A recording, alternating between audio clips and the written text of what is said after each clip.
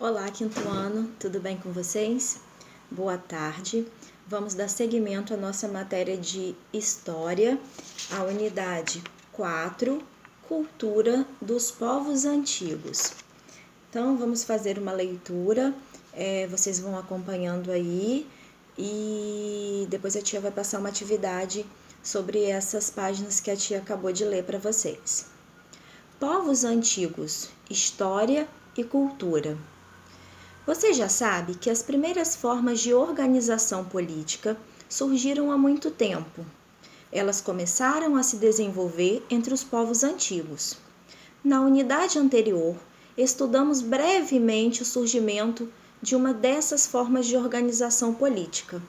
O Estado, estabelecido tanto entre os antigos povos da Mesopotâmia quanto entre os antigos egípcios. Então, vocês já estudaram um pouco da Mesopotâmia e os antigos egípcios. Essas duas sociedades foram mais ou menos contemporâneas. Isso quer dizer que, durante certo período, as duas existiram, cada uma à sua maneira. Então, a gente tem aqui uma imagem na página 22, parte do templo de Luxor, construído pelos antigos egípcios em uma cidade próxima ao rio Nilo. O templo era dedicado a vários deuses e sua construção começou em 1400 a.C. A grandiosidade desse templo surpreende visitantes até os dias de hoje. Então, se vocês acompanharem aí, tem a imagem do templo, da construção dos antigos egípcios. Tem uma mulher aqui bem que poderia ser eu, mas não sou. Não sou eu, que pena. Então vamos lá, vamos dar continuidade na página 23. Agora vamos dar continuidade aos estudos sobre história, conhecendo especialmente a cultura da antiga Mesopotâmia e do Antigo Egito. Vamos conhecer também as características da religião daqueles povos, a invenção da escrita e a importância desse tipo de registro para a comunicação e as atividades cotidianas. Além disso, vamos explorar as heranças que tanto os antigos mesopotâmicos quanto os antigos egípcios deixaram para o mundo.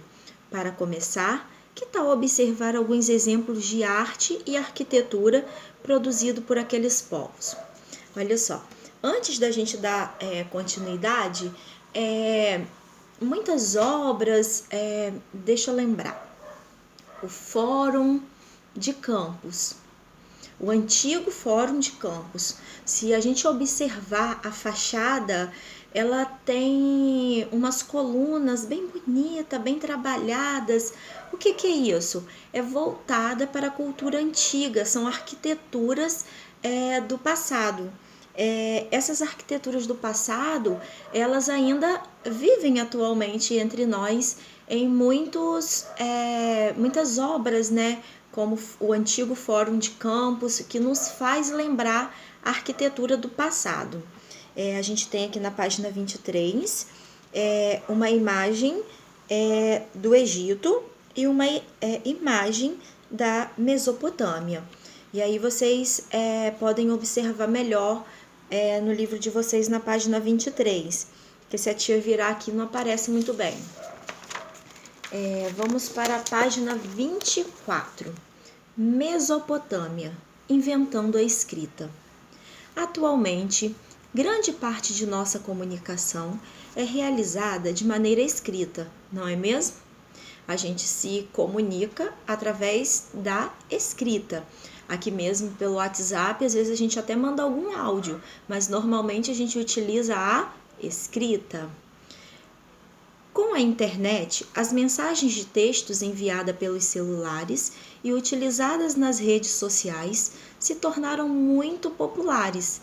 Inclusive, tem nos ajudado bastante a trabalhar, a estudar, a até mesmo se divertir com as lives, A internet tem se feito, muito essencial nesses últimos meses, o qual estamos vivendo. Hoje, a maioria das pessoas troca mensagens por escrito, pelo menos uma vez ao dia, com familiares ou com amigos. E tem se modificado bastante, né? Porque atualmente, né, o nosso convívio é totalmente virtual, de todas as formas, tanto para a escola quanto até para audiências, né, de algum pedido jurídico, algo assim, é tudo feito por videoconferência. E até mesmo os aniversários, né? Quantas vezes hoje em dia alguém está fazendo aniversário, a gente faz um bolinho em casa, mas o parabéns é online. Então a internet está muito, muito, muito presente nos dias atuais na nossa vida. A escrita, porém, nem sempre existiu. Formas de escritas foram inventadas, aprimoradas e aperfeiçoadas por diversos povos antigos ao longo do tempo. Segundo historiadores, uma das primeiras formas de escrita foi inventada na região da antiga Mesopotâmia. Era chamada escrita cuneiforme. Então, a primeira forma de escrita surgiu na antiga Mesopotâmia e era chamada de cuneiforme. O principal objetivo com essa forma de escrita era registrar as atividades comerciais. Com o crescimento do Estado e da máquina administrativa, os funcionários dos templos e dos palácios perceberam a necessidade de manter o controle das qualidades de produtos que seriam comercializados.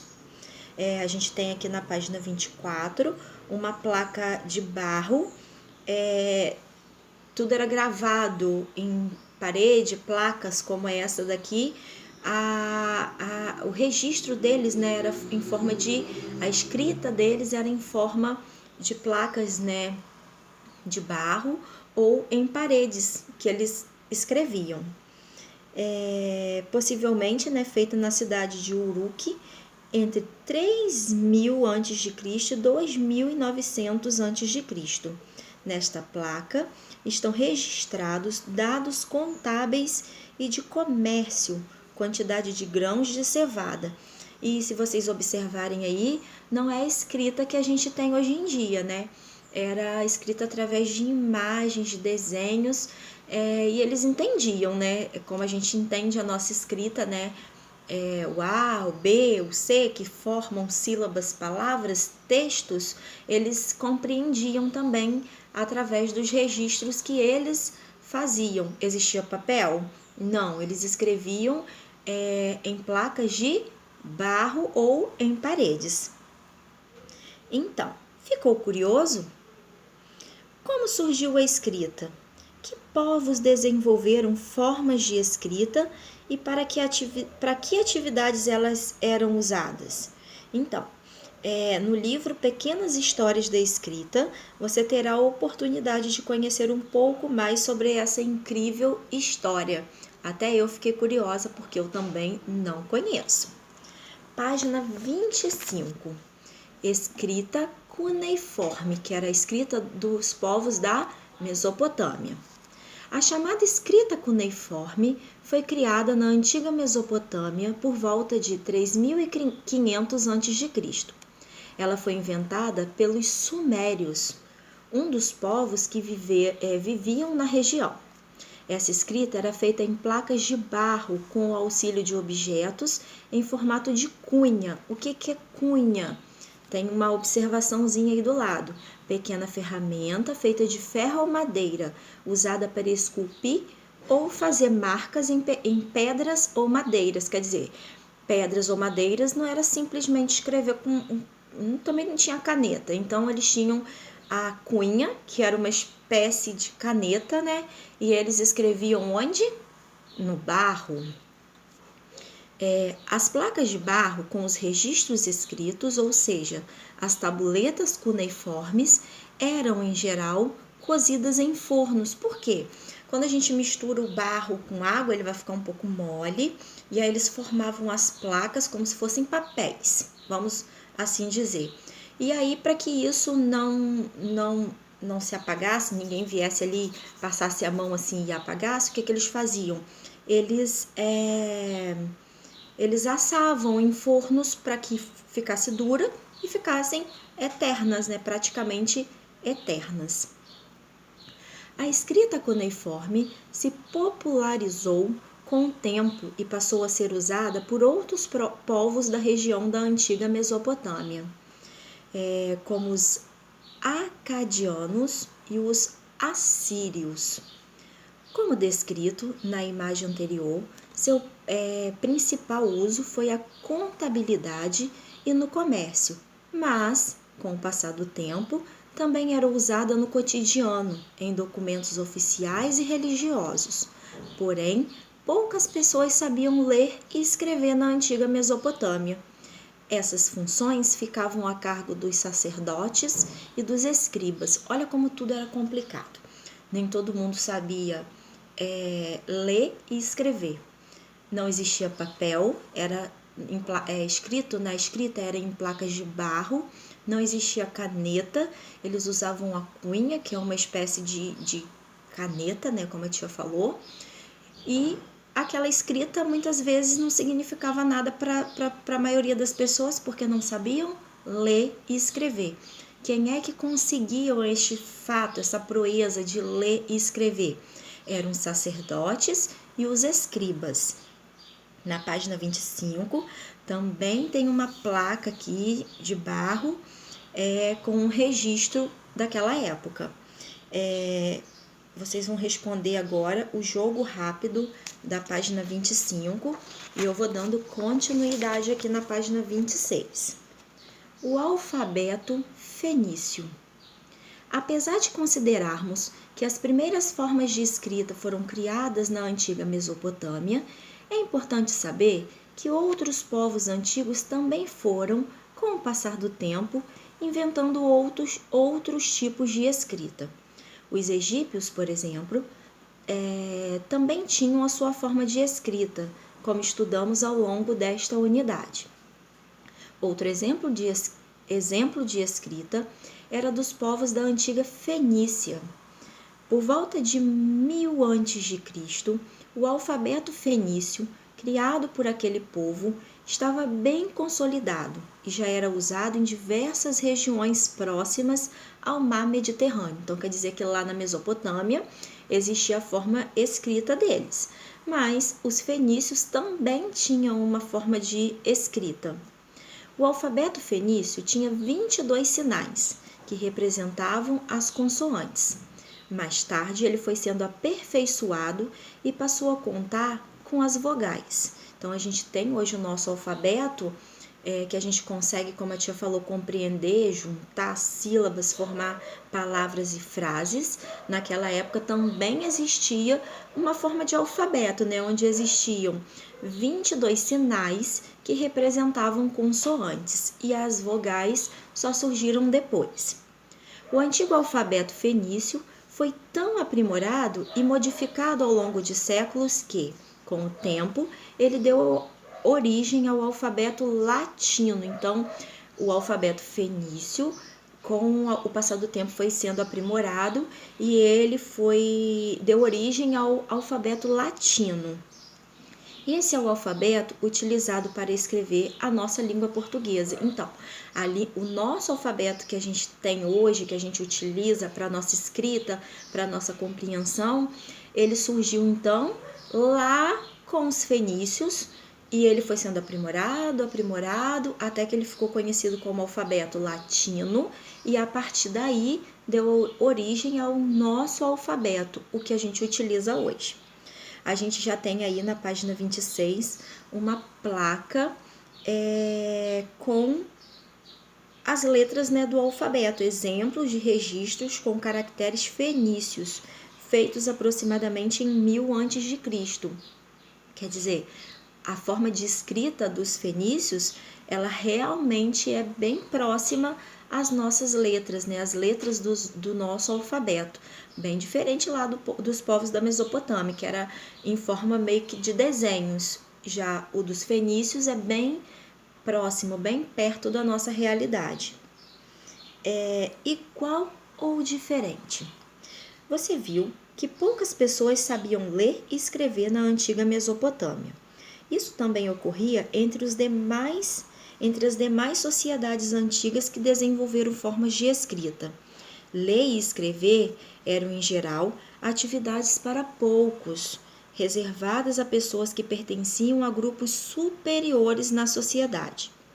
E no Brasil atual, hoje, atualmente, a situação em relação a saberes ler e escrever é igual ou diferente daquele visto na antiguidade? As pessoas hoje em dia, de forma geral, bem generalizada, somente os sacerdotes sabiam, né, ler e escrever, ou todos têm direito ao saber ler e escrever?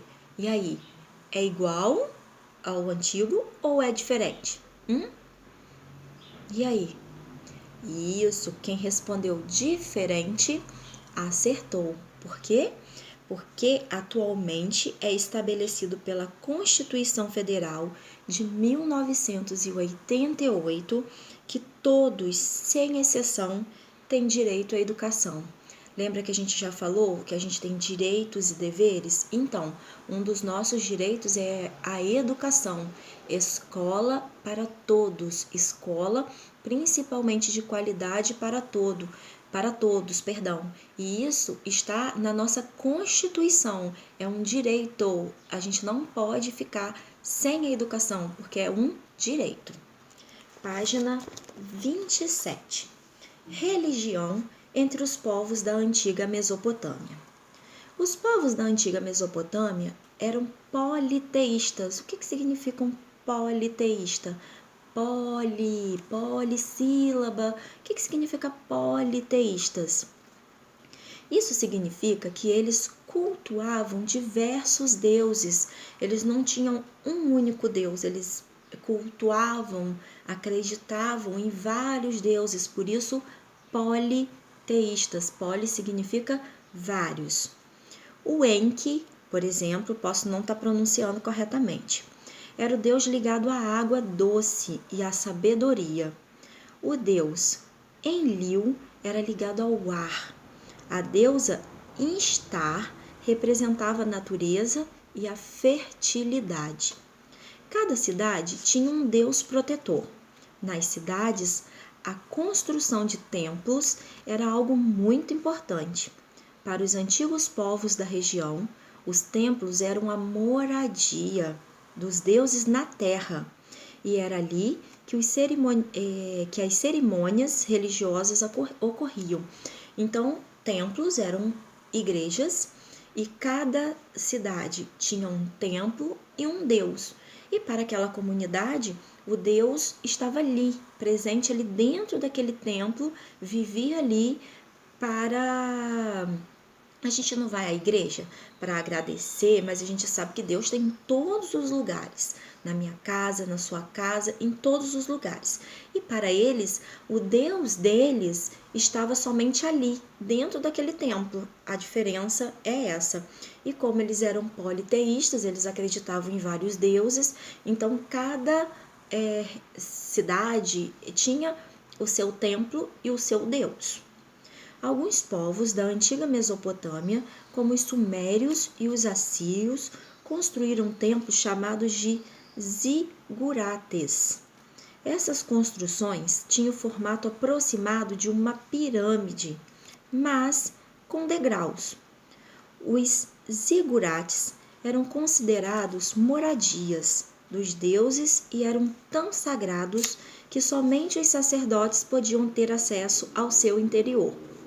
Então, os zigurates eram templos, mas qualquer pessoa poderia entrar ali? Não. Era considerado tão sagrado que somente os sacerdotes podiam entrar ali. É verdade? Vamos lá, vamos ver se vocês vão conseguir compreender. Como você pode perceber, em geral, os deuses da antiga Mesopotâmia representavam mitologicamente os fenômenos da natureza. E aí, eles representavam fenômenos da natureza ou não? E aí? Quem pode me responder? Vou dar um tempinho. E aí? Ai, eu não tô ouvindo minha turma, isso é muito ruim, eu não consigo escutar minha turma. Puxa vida! Então, acertou quem falou que é verdade, porque bem no início a tia falou o quê? Que um Deus é ligado à água e à sabedoria, o outro Deus é ligado ao ar, e o outro Deus é ligado à natureza e à fertilidade. Então, os deuses representavam fenômenos da natureza? Sim, isso é verdade. E agora, na página 28, investigando os costumes. Você já sabe que uma forma de escrita foi criada na antiga Mesopotâmia. Agora, leia um pequeno texto sobre como as pesquisas de historiadores vêm decifrando alguns daqueles antigos registros. Cada sociedade, cada cultura possui uma cozinha original, que depende de suas preferências, seu meio natural e sua economia.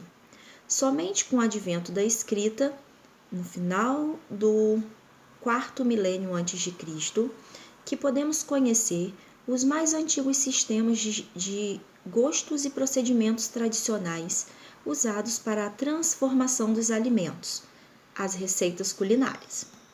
A partir dessa documentação, conhecemos uma rica diversidade de produtos que constituíram a cozinha dos mesopotâmicos: cereais, legumes diversos, frutas como tâmaras, maçãs, pera, figo, romã, uva, bulbos e raízes, trufas e cogumelos, ervas condimentares, carnes de animais de pequeno e médio porte, suínos, aves, exceto os galináceos vindos tardiamente, das quais se consumiam os ovos e os animais de caça, peixe de água doce e salgada, crustáceos, mariscos e insetos como o gafanhoto, leite, manteiga e outras gorduras vegetais, mel e produtos minerais. Então, por que isso só foi descoberto depois? Porque os historiadores tiveram, como que eu vou dizer? Se vocês me derem uma placa escrita lá pelos mesopotâmicos, eu não vou saber nada, nem vocês saberão. Então, isso tudo só foi descoberto depois por questões de investigação, quando os investigadores estudaram os costumes daquela região e eles puderam decifrar as placas, e daí eles começaram a descobrir esses gostos, essas tradições e essas culturas dos antigos mesopotâmios. Vocês vão responder para a tia a página 28 dessa hora da leitura. Na página 29, deixa eu ver até onde que eu vou até a 30. O antigo também tinha escrita. Formas de escrita também foram criadas no Antigo Egito. Uma delas era o hieróglifo, que surgiu por volta de 3.300 a.C. No início, essa forma de escrita utilizava desenhos para representar objetos. Com o passar do tempo, a escrita foi aperfeiçoada e passou a contar com uma variedade de sinais. Alguns representavam ideias, outros sons e fala. Os hieróglifos eram usados para registro em monumentos funerários, em documentos oficiais do Estado e nos templos, por exemplo. Outros dois tipos de escrita foram inventados no Antigo Egito: a hierática e a demótica. Cada nome, né, gente? Vamos lá de novo. Outros dois tipos de escrita foram inventados no Antigo Egito: a hierática e a demótica. Agora acertei. A escrita hierática também utilizava hieróglifos, mas de forma bem mais simples. Era um tipo de escrita usada pelos escribas. Já a escrita demótica bastante popular, era mais simples que os hieróglifos. Com ela, as pessoas que sabiam escrever e ler faziam contas, cartas e outros tipos de registros do cotidiano. A gente tem aqui na página 29 uma das páginas do papiro de Ani. Vocês sabem o que é papiro? Vocês já ouviram falar em papiro? A tia falou que não existia papel, que eles escreviam em placas de barro. Só que aqui, esse desenho, né, foi feito em aproximadamente 1250 a.C. A gente tinha falado no surgimento da escrita lá em 1000 a.C. Nós já estamos em 1200 a.C. O que é o papiro? E aí? Eu vou deixar vocês pesquisarem. Depois vocês vão me contar o que é papiro.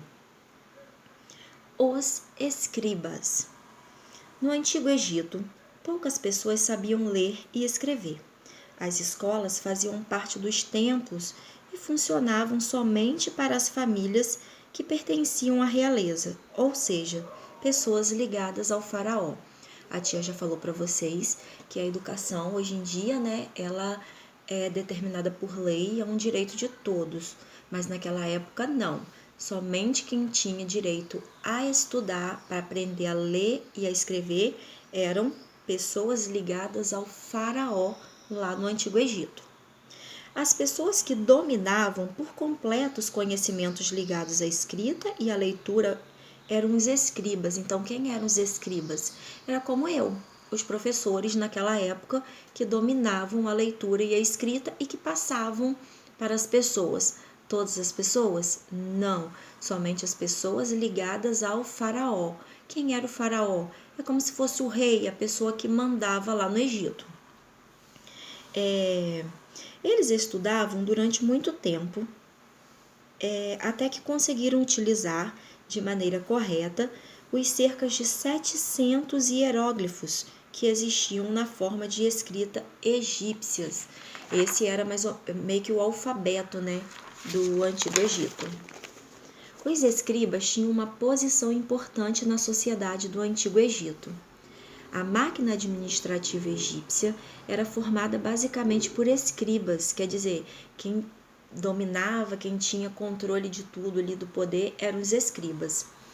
Eles se encarregavam de organizar e distribuir a produção, de controlar a ordem pública, de supervisionar todo e qualquer tipo de atividade.